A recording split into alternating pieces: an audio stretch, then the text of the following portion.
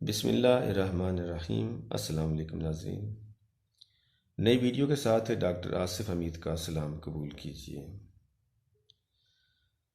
بلا شبہ ذہن اور فکر کی صفائی کے بغیر انسان ادھورا ہے،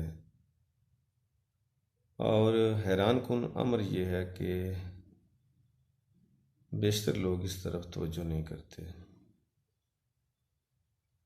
وہ جسمانی خوراک کی طرف تو بہت متوجہ رہتے ہیں، مگر روحانی بالیدگی اور پاکیزگی سے کنارہ کش رہتے ہیں۔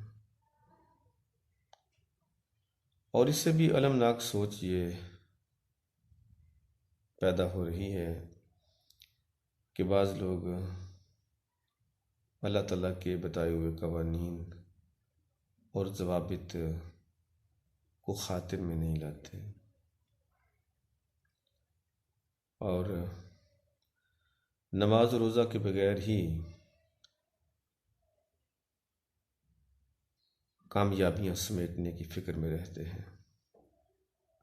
ظاہر ہے وہ کامیابیاں دنیاوی تو ہو سکتی ہیں، مگر اخروی زندگی میں ہمارے کام نہیں آ سکتی۔ ربیع الاول کی ان ساعتوں میں ہمیں آپ صلی اللہ علیہ وآلہ وسلم کی اتباع کی طرف زیادہ توجہ دینے کی ضرورت ہے،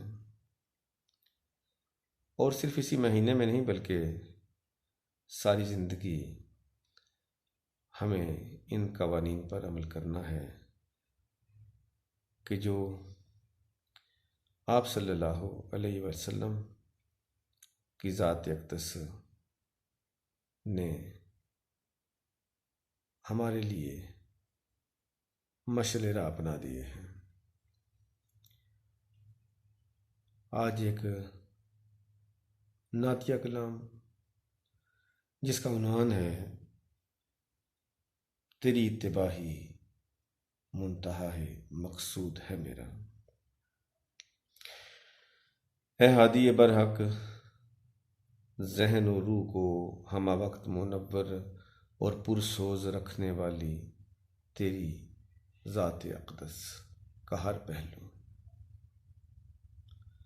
اے ہادی برحق، ذہن و روح کو ہمہ وقت منور اور پرسوز رکھنے والی تیری ذات اقدس کا ہر پہلو، کردار میں جذب ہو کر عمل کو چاشنی اور ایمان کو سرور بخش دیتا ہے۔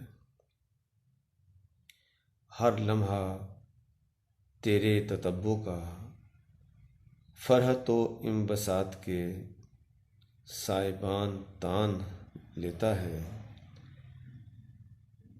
ہر لمحہ تیرے تتبع کا فرحت و انبساط کے سائبان تان لیتا ہے، جہاں جگمگاتے روشن افکار، جہاں جگمگاتے روشن افکار خوف و مایوسی کے گھپ اندھیرے چاک کرنے لگتے ہیں، مگر تنزل میں غرق زنگ آلود اور فکر کی قید سے آزاد بھجے دل خود ساختہ معیارات کی دلدل میں ہی دھنس کر برقی کمکموں میں پناہ ڈھونڈتے ہیں۔